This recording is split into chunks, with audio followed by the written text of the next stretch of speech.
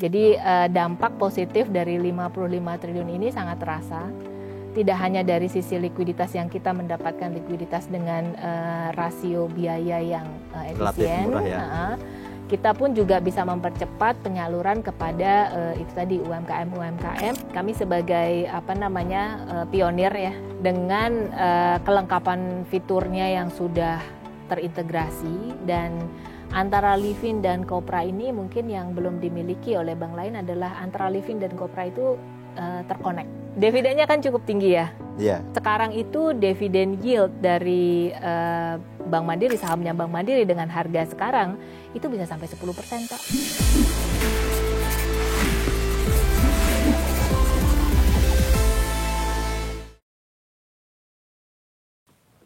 Jumpa lagi dengan saya, Mas Irom, pemimpin redaksi IDEC Channel, dalam podcast kesayangan kita, The Fundamentals. Hari-hari ini, belakangan ini, banyak sekali pertanyaan tentang saham-saham Big Bang gitu. Di samping tentu saham-saham Konglo. Karena itu, pada kesempatan kali ini, kami menghadirkan narasumber dari salah satu Big Bang, Direktur Finance and Strategy Bank Mandiri, Ibu Novita Widya Anggraini. Selamat datang, Bu, di The Fundamentals. Terima kasih, Pak Mas Irom. Bahkan banyak sekali nih, Bu, pertanyaan-pertanyaan dari audiens kami ya, audiens IDEC Channel gitu, soal saham-saham Big Bang gitu. Nah, karena itu kami sengaja nih, Bu. Senang sekali Ibu berkenan hadir ke sini gitu. Kalau belum lama ini kan merilis laporan kinerja sampai kuartal ketiga ya, Bu ya. Dan kalau kita bicara indikator-indikatornya sebetulnya lumayan baik gitu. Boleh diceritakan lebih detail, Bu, untuk pencapaian sampai kuartal ketiga? Ya. Sebelumnya terima kasih ya Pak Mas Irom ya, sudah memberikan kesempatan buat kami untuk hadir di acara podcast yang luar biasa ini. Jadi memang kami baru saja merilis laporan keuangan, dan sejauh ini secara fundamental kinerja Bank Mandiri itu menunjukkan tren yang positif. Ini sebenarnya merupakan tren yang baik. Kita lihat bahwa sampai dengan posisi September atau Q3 ini kita berhasil mencetak laba itu 37,7 triliun dengan PPOP di 61,9 triliun. Nah, kalau kita lihat total asetnya Bank Mandiri secara konsolidasian juga sudah mencapai 2.500 triliun. Tentunya pencapaian yang bagus ini sebenarnya ditopang oleh engine yang secara fundamental berkelanjutan gitu ya. Dari total aset secara konsolidasi kita berhasil tumbuh di atas market. Jadi kalau kita lihat Bank Mandiri itu sendiri secara bank only, kalau kita bandingkan dengan pertumbuhan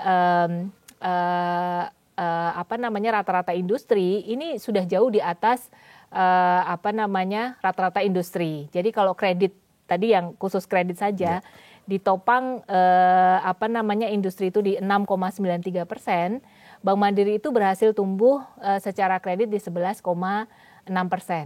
Dengan rasio NPL yang relatif bisa kita jaga. Jadi relatif rendah. Jadi di 1,03% secara NPL. Nah, kemudian fundamental yang bagus ini, pertumbuhan yang bagus, tentunya juga menghasilkan rasio-rasio profitability yang bagus, yang bisa mencapai 37,7 triliun tadi. Nah, apa saja yang bisa ditopang dari situ, NIM-nya kita jaga dengan stabil. Jadi sampai dengan posisi September, NIM kita di 4,89%. 4,89% ini within the range konsensus kami ya. Konsensus kami itu secara konsolidasi di 4,8 sampai 5%, dan sampai dengan September ini on track. Dengan rasio-rasio NPL yang bagus, coverage yang cukup, itu semua yang mendorong PPOP dan juga earning after tax kami yang tetap tinggi. Bu, kalau kita bicara tadi, kalau dibandingkan dengan industri, penurunan kreditnya kan lumayan jauh ya, 11% pertumbuhan, sementara industri hanya 7,7% gitu. Apa itu, Bu, ya faktor yang mempengaruhi? Iya, ini tidak lepas dari kekuatan dari Bank Mandiri itu sendiri. Bank Mandiri dengan bank wholesale tentunya pertumbuhan di kredit wholesale itu sendiri bisa mencapai 17% secara year on year. Kemudian kalau secara keseluruhan kami juga mulai fokus pada strategi-strategi ekosistem. Jadi kalau strategi ekosistem itu artinya kita fokus ke kredit-kredit di bawah turunannya wholesale yang memang trennya tumbuhnya juga terjaga dengan baik.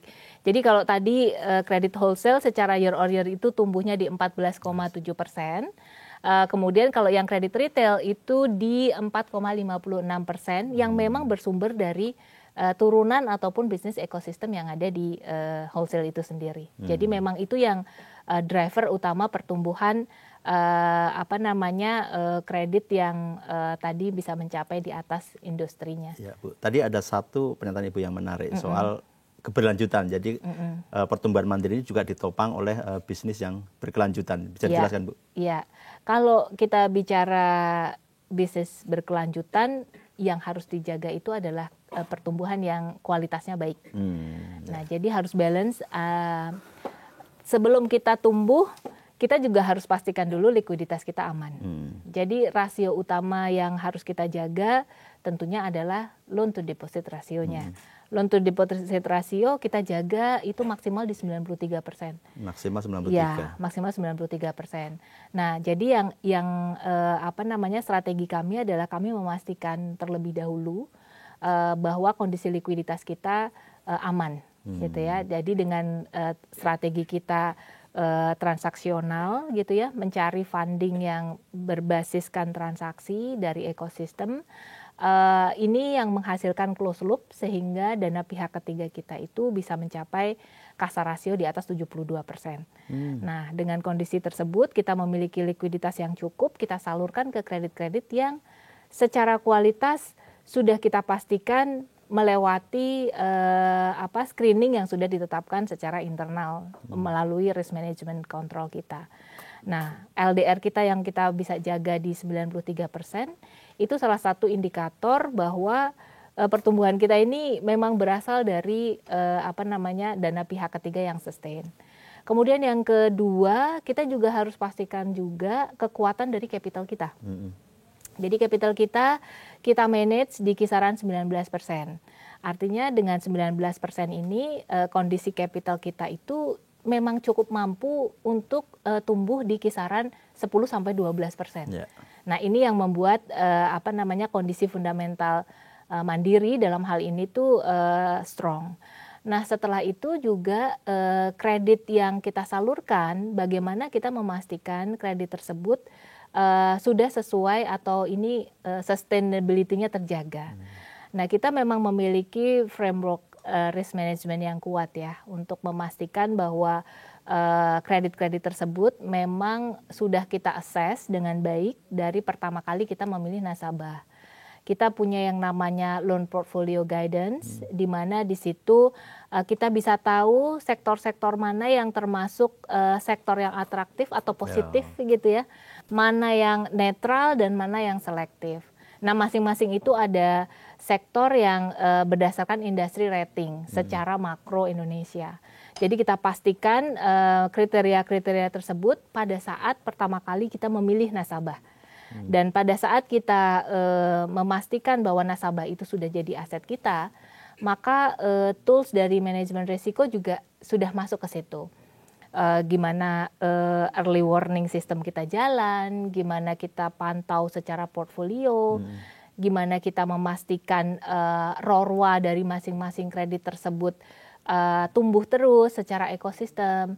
Ini yang menyebabkan resiko aset quality kita terkontrol gitu ya. Makanya NPL-nya hanya di 1,03%, coverage kita di 271%. Ini yang membuat kami cukup yakin gitu ya, ke depan kita memiliki sustainable growth yang tidak hanya dari sisi aset tapi juga profitability maupun RORWA-nya terjaga. Gitu. Itu bagus sekali. Pengaruh dari strategi Bank Mandiri ya. Iya, sekarang itu kita secara konsolidasian itu 70%. Ini memang memang bagian dari strategi kita ya. Bagian dari strategi kita untuk kita fokus pada dana-dana yang sifatnya transaksional. Nah, tentunya sebagai bank wholesale yang kita itu memiliki dua kapabilitas digital, baik itu Livin dan juga Kopra, yang kita pastikan close loop dari transaksi nasabah-nasabah kami itu tetap ada di Bank Mandiri. Jadi memang bagian dari strategi jangka panjang kita, yang pertama itu adalah kita akan fokus ke kasa transaksional, gitu ya, yang yang berharap bahwa debitur ataupun nasabah-nasabah kami itu memiliki stickiness, memiliki engagement level yang tinggi gitu ya dengan Bank Mandiri, sehingga kita garap transaksinya mereka secara end to end. Harapannya adalah close loop transaction-nya ada di kisaran di kisaran yang maksimal gitu ya close loop-nya. Memang kalau kita lihat posisi September 2025 ini, kalau kita compare dengan posisi bulan lalu, memang terlihat trennya agak sedikit turun gitu ya, hanya di 70%, sebelumnya tuh bisa sampai 74-75% kasar rasio. Tapi ini sebenarnya karena ada dana Kementerian Keuangan yang masuk ke deposito. Jadi yang membuat kasar rasionya tetap terjaga di 70 tapi tidak sampai ke 75 itu karena deposito kita bertambah. Karena adanya dana dari Kementerian Keuangan yang masuk ke deposito. Gitu. Ya, soal dana ini juga menarik, Bu. 200 triliun, Bank Mandiri kebagian 55 triliun kan? Ya, betul. Sejauh ini gimana, Bu, penyerapannya? Penyerapan untuk 55 triliun itu bisa dikatakan kurang lebih sudah kami salurkan sekitar 70-an%. Oh, 70%. Dan memang berdasarkan guidance gitu ya yang disampaikan bahwa penyaluran dari 55 triliun ini kami mengikuti guidance tersebut. Tapi yang pertama yang menjadi perhatian adalah 55 triliun ini menjadi pool of fund-nya bank. Jadi pool of fund artinya bank bisa mengelola likuiditas ini dengan baik untuk disalurkan ke sektor-sektor yang sifatnya real. Dan prioritas kami adalah kita salurkan kepada 24.000 UMKM gitu ya. UMKM ya. Ya, jadi ada 24.000 UMKM yang sudah kami yang sudah didisburse gitu ya untuk disalurkan ke mereka. Dan ini juga secara sektor sudah kisaran 15 sektor perekonomian yang kita salurkan, dan itu melibatkan 37 provinsi. Jadi cukup masif. Jadi dampak positif dari 55 triliun ini sangat terasa. Tidak hanya dari sisi likuiditas yang kita mendapatkan likuiditas dengan rasio biaya yang efisien. Relatif murah ya. Kita pun juga bisa mempercepat penyaluran kepada itu tadi UMKM, dan ini semua bisa terjadi dalam waktu yang di bawah 1 bulan. Jadi kisaran 15 hari itu sudah bisa didisburse gitu. Jadi memang ini tentunya dampaknya positif sekali. Dari cost of fund pun kita juga lihat langsung immediate impact gitu ya, antara dibandingkan bulan sebelumnya langsung turun 3 basis point gitu ya, langsung dalam short term kita bisa turunkan cost of fund tersebut gitu. Bu, kalau kita lihat ya, kemarin juga banyak pertanyaan juga nih soal Bank Mandiri terkait dengan buyback gitu. Wah, ini kita ngobrolin saham-saham Big Bank nih. Lain-lainnya udah naik kenceng, Big Bank-nya belum naik-naik nih, Bu. Nah, kalau menurut Ibu gimana nih, Bu, rencana buyback dan mungkin nanti prospek saham BMRI ke depan? Ya, kalau buyback sebenarnya kita sudah punya underlying keputusan RUPS. Jadi di RUPS tahunan yang lalu, di awal tahun, kami sudah mendapatkan keputusan bahwa kita bisa mengeksekusi buyback sejumlah 1,17 triliun untuk kita lakukan buyback. Sudah kita mulai. Sudah kita mulai. Jadi bukan wacana, Bu ya. Bukan. Kemarin banyak pertanyaan soalnya, Bu. Sudah kita mulai posisi minggu lalu gitu ya, sudah kita aktifkan. Kenapa? Karena Bank Mandiri ini juga memiliki program yang kepada pegawai, kepada para pegawainya dalam bentuk insentif dalam bentuk saham. MSOP, ya. Nah, ini yang kita aktifkan. Jadi memang kami ada kebutuhan, dan ini kita eksekusi 1,17 triliun ini. kita melihat ini momennya pas sekali untuk kita lakukan buyback karena memang secara fundamental kita improve semua di kuartal 4 ini. Dan kita outlook-nya ke depan, kita confidence gitu ya, manajemen Bank Mandiri ini confident untuk performance yang positif ke depan. Karena kita lihat likuiditas membaik, kemudian pertumbuhan ekonomi juga baik, on track. Kita melihat demand juga ada. Jadi dan kemampuan Bank Mandiri itu sendiri untuk mendapatkan profit dari source of revenue yang lain tuh cukup tinggi. Sehingga kami melihat ke depan pasti secara fundamental kinerja dari Bank Mandiri ini outlook-nya positif. Jadi harga sekarang ini termasuk murah. Sehingga kita lihat bahwa ini momentum yang tepat sekali untuk kita eksekusi buyback tersebut dengan harapan ya ke depan akan lebih baik. Dan ini kan tujuannya untuk karyawan gitu ya. Jadi kalau untuk karyawan tentu karyawan juga yang akan mendapatkan manfaatnya nanti apabila harga sahamnya terus naik gitu. Tapi kalau harganya nggak bisa didiskus Ibu ya? Nggak bisa. Ini harga terbaik aja. Harga terbaik ya. Ibu, kalau kita bicara outlook tadi Ibu menyampaikan ya, kira-kira kalau sampai akhir tahun seperti apa Bu? Iya, kalau akhir tahun kita lihat line by line. Dari pertumbuhan kredit kita Bank Mandiri ini memiliki guidance kita akan tumbuh di 8 sampai 10%. Oh, berarti sekarang udah di atas guidance sekarang dong? Sampai dengan 11, September kan? ya year on year-nya 11. Jadi sudah within the range 8 sampai 10, sedikit di atas range. Kita harapkan ini momentumnya terus dapat terjaga. Nah, terus dari sisi NIM gitu ya. Dari sisi NIM kita juga sampai dengan September ini 4,8. Kalau kita lihat secara konsensus 4,8 sampai 5%. Itu juga sudah ada dalam range gitu ya.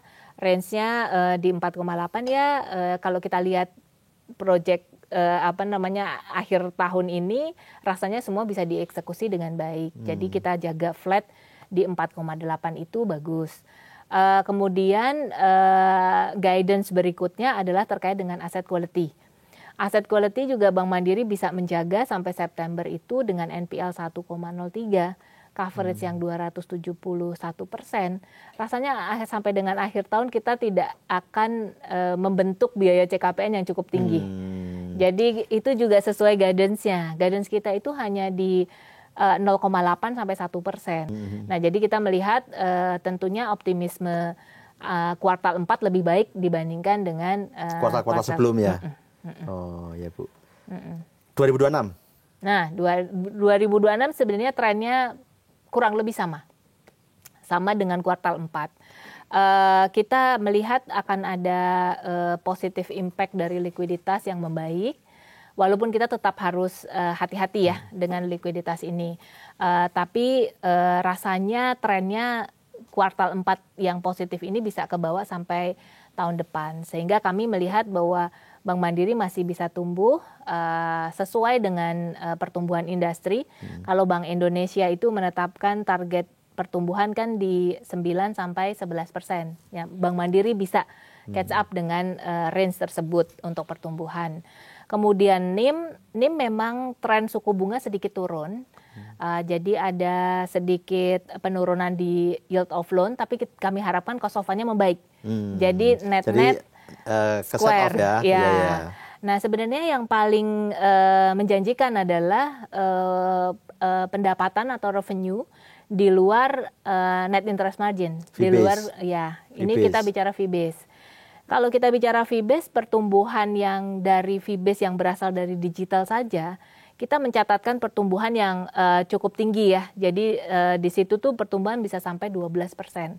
Dan tren ini tentunya kita akan terus bawa 12-13%, dan tentunya ke depan karena Bank Mandiri ini memiliki strategi untuk akuisisi nasabah-nasabah baru juga kenceng.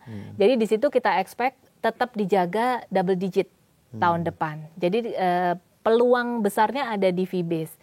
Karena kami melihat bahwa dari sisi margin bisa dikatakan flat, tapi kalau dari fee kita potensinya besar sekali, bahkan sampai ke ke double digit.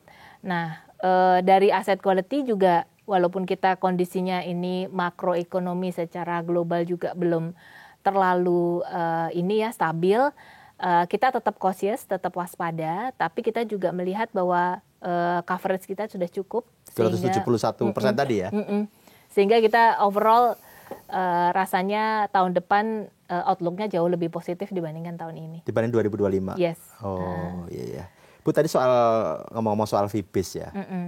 Kan kita tahu kuat sekali juga di apps-nya gitu, Bank Mandiri gitu. Yeah.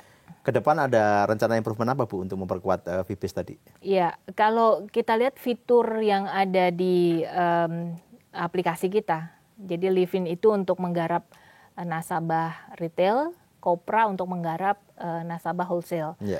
Dua-duanya secara pertumbuhan user aktif itu sangat tinggi. Masih tumbuh Bu ya? Masih tumbuh. Meskipun bank-bank lain juga agresif loh Bu? Iya. Walaupun bank lain ini masih juga memiliki kapabilitas yang sama, karena sekarang mobile banking itu menjadi semacam hygiene factor gitu ya. Nah, tapi dengan customer base yang dimiliki oleh Bank Mandiri saat ini, kita melihat bahwa sampai dengan September ini pertumbuhan user aktifnya itu bisa sampai 27%. Jadi ini pertumbuhan yang Livin atau Kopra? Livin. Naik 27%. Dan kalau kita breakdown lagi dari Livin itu saja, atas user aktif tersebut kenaikan fee-based income-nya itu bisa sampai 17,6%. Jadi sangat tinggi gitu ya.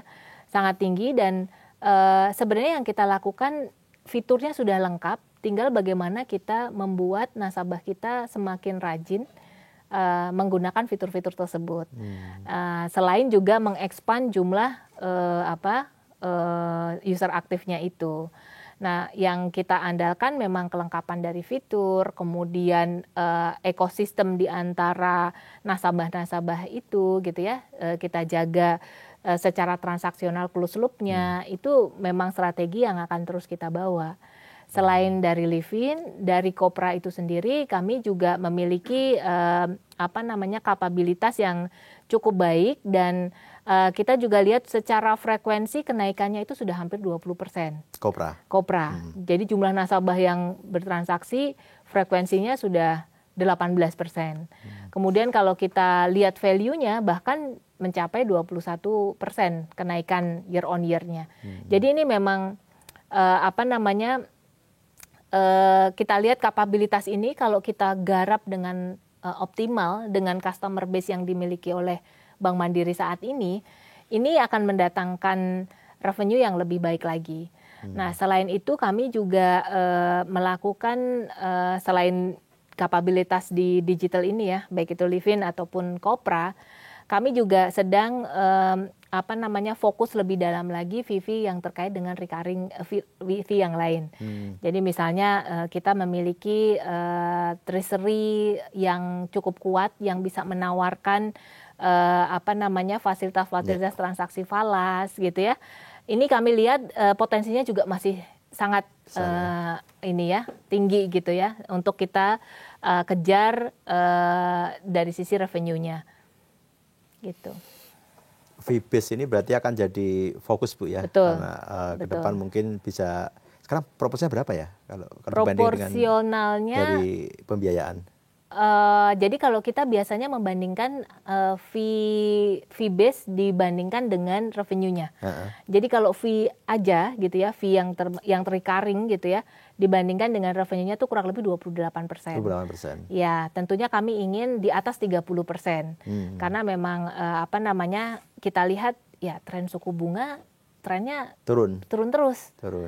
Cost of fund ya kita bisa efisien tapi perlu waktu gitu ya. Sehingga dengan stabilnya NIM tadi memang ini era di mana kami masuk ke fee base gitu untuk memperbaiki atau menjaga lah ya trajektori revenue secara berkelanjutan tadi. Gitu. Tapi mungkin bank-bank lain juga melakukan hal yang sama nih Bu. Kalau kita lihat kan sekarang hampir semua bank-bank besar juga punya apps yang bagus-bagus gitu. Bagaimana Mandiri melihat ini? Ya, kalau kami kami sebagai pionir ya dalam mengembangkan pionir sih emang. digital. Livin duluan dibanding yang lainnya. Dengan kelengkapan fiturnya yang sudah terintegrasi, dan antara Livin dan Kopra ini mungkin yang belum dimiliki oleh bank lain adalah antara Livin dan Kopra itu terkonek, ada integrasinya. Jadi misalnya contoh saya belanja di Tokopedia gitu ya, atau di marketplace yang lain, maka langsung notifikasinya bisa muncul di Livin, sehingga pada saat saya beli gitu ya, saat yang sama notifikasi itu muncul. Nah, ini juga ini contoh gitu ya, contoh bagaimana ini bisa saling terintegrasi. Bagaimana implikasinya kalau ada Livin dan Kopra yang terintegrasi. Jadi nanti kalau ada nasabah wholesale yang kebetulan dia memiliki tagihan kepada nasabah retail, maka ketika ada nasabah wholesale ini mengeksekusi di Kopra, maka di Livin dari end usernya nasabah retail tadi juga langsung pop up. Nah, ini kan terintegrasi. Ini tentunya ini dalam sudut pandang customer, ini adalah kenyamanan, kemudahan dalam bertransaksi. Karena itu tujuannya. Jadi customer journey-nya terjaga nih kalau dari sisi banknya. Dari sisi nasabahnya lebih mudah, dari sisi banknya adalah ya ini akan tercipta closed loop transaction. Jadi uangnya wholesale pindah ke retail di Bank Mandiri itu sendiri. Nah, ini yang kekuatan digital kita yang seamless, fiturnya lengkap, ada integrasi antara retail dan wholesale, kemudian kemudahan bertransaksi, dan yang paling penting keamanannya.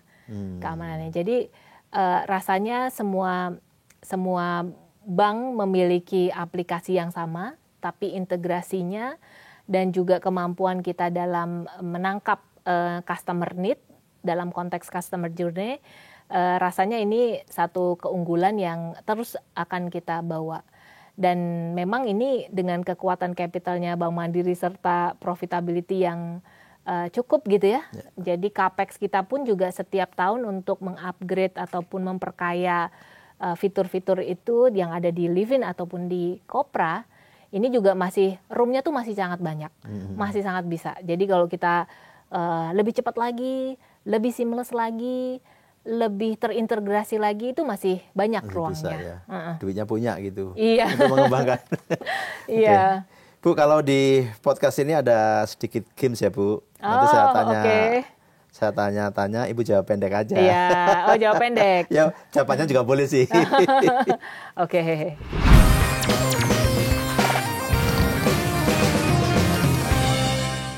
Investasi atau menabung, Bu? Atau dua-duanya? Dua-duanya. Kalau saham, Bu, pilih saham perbankan atau saham properti? Perbankan. Udah pasti ya? Pasti. Dapat MSOP tadi ya? Iya. Ada dividen interim juga. Iya. Dividennya kan cukup tinggi ya. Iya. Ya, sekarang itu dividen yield dari Bank Mandiri, sahamnya Bank Mandiri dengan harga sekarang itu bisa sampai 10%, Pak. 10%. Itu baru dari dividennya gitu. Dari dividennya. Belum dari capital gain-nya. Jadi investasi mana? Ya, investasi mana yang bisa menghasilkan 10%? Memang momentumnya ya memang kita harus beli di saat harganya seperti harga sekarang. Seperti harga sekarang ya, Bu ya? Iya. Kode nih, harga sekarang gitu. Iya, bisa Bu. 10% itu. Rapat pagi atau rapat sore? Pagi. Saya morning person. Morning person. Bangun udah pagi banget, Bu? Oh iya, harus. Iya. Nonton TV atau YouTube? YouTube. Sering? Sering. Konten apa, Bu, yang ditonton, Bu? Semuanya ya, Pak. Semua? Fundamental termasuk salah satunya. Sebelum kesini promo. Ya, Bu. Berarti sering nonton podcast, Bu ya? Sering nonton podcast ya? Sering. Kalau TV udah jarang ya, Bu? Kenapa? TV udah jarang? Jarang. TV udah jarang. Saya tuh lebih banyak kalau melihat berita pun juga lebih dari medsos ya sekarang ya. Lebih IG aksesnya, ya? aksesnya jauh lebih. Bu Novita, saya tahu aktif di IG. Iya, saya Iya. follow Pak Masirom juga. Ya Bu.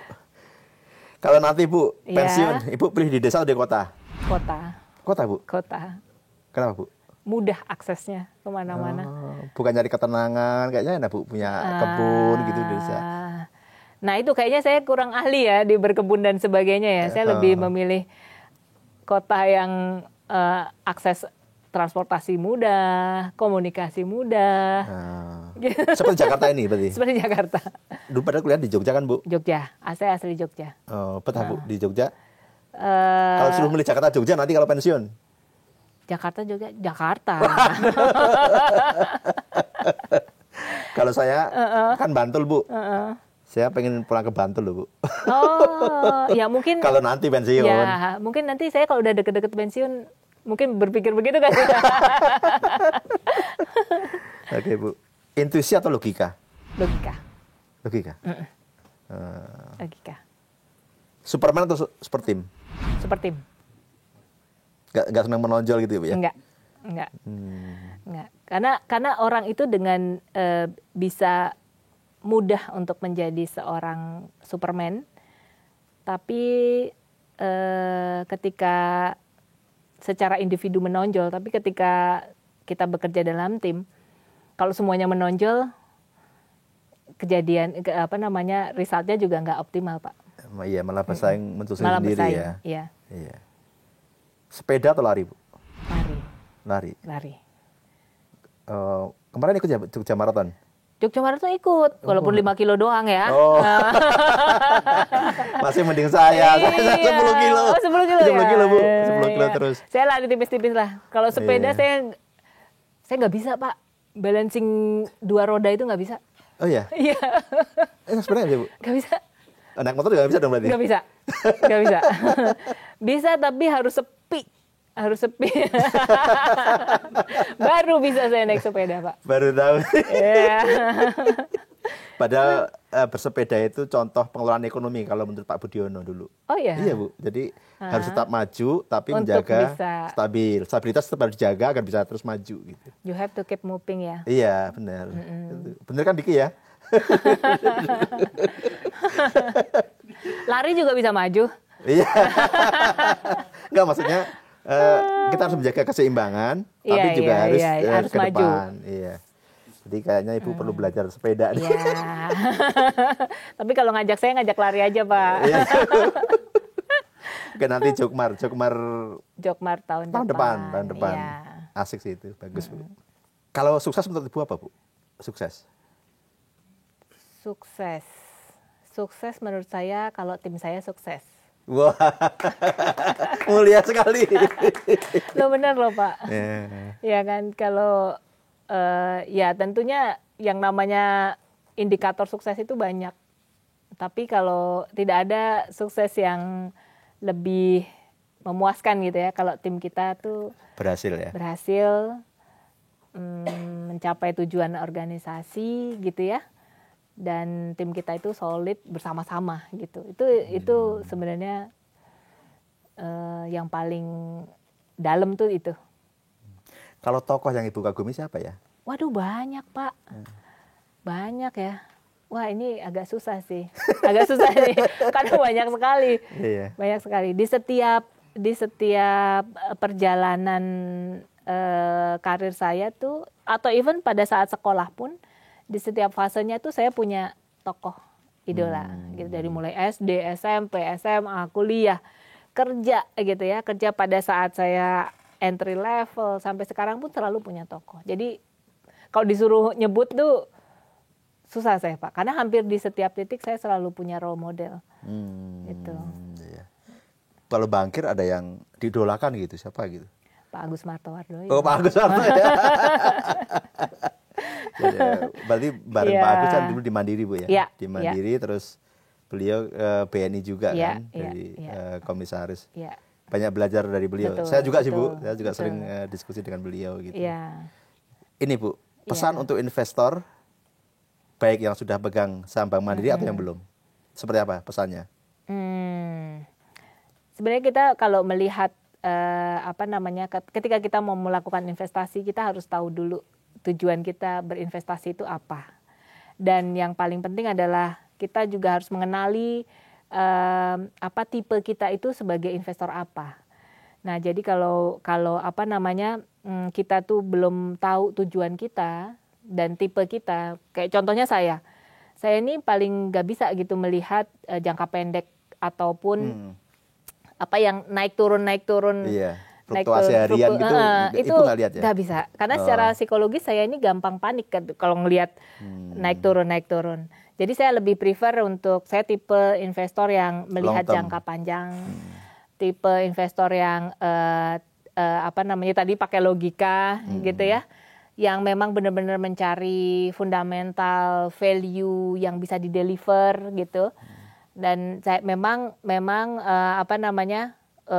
kalau seperti itu ya bank itu termasuk tempat untuk berinvestasi yang tepat, karena memang bank ini kan secara value pasti akan terus naik gitu ya, fundamentalnya kuat gitu, dan mumpung harganya khususnya BMRI harganya masih terjangkau gitu ya, ini momen yang tepat sih. Apalagi kalau kita melihat bahwa outlook ekonomi Indonesia ke depan juga optimis gitu ya, kondisi yang improve, dan rasanya kita dalam 9 bulan ini sudah melewati ups and down, tapi kita tetap bisa mendeliver value yang strong gitu ya, dengan risiko terukur.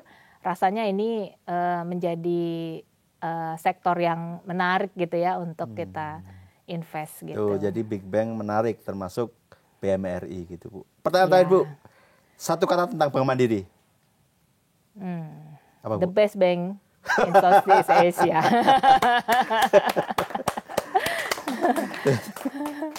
Demikian tadi, tak terasa ngobrol santai kita dengan Bu Novita sudah 40 menit. Tidak terasa, Bu. Terima kasih sekali. Semoga obrolan saya dengan Bu Novita bermanfaat bagi kita semua. Akhir kata, saya Mas Sirom, undur diri. Terima kasih ya, Bu. Ya, thank you ya, Pak.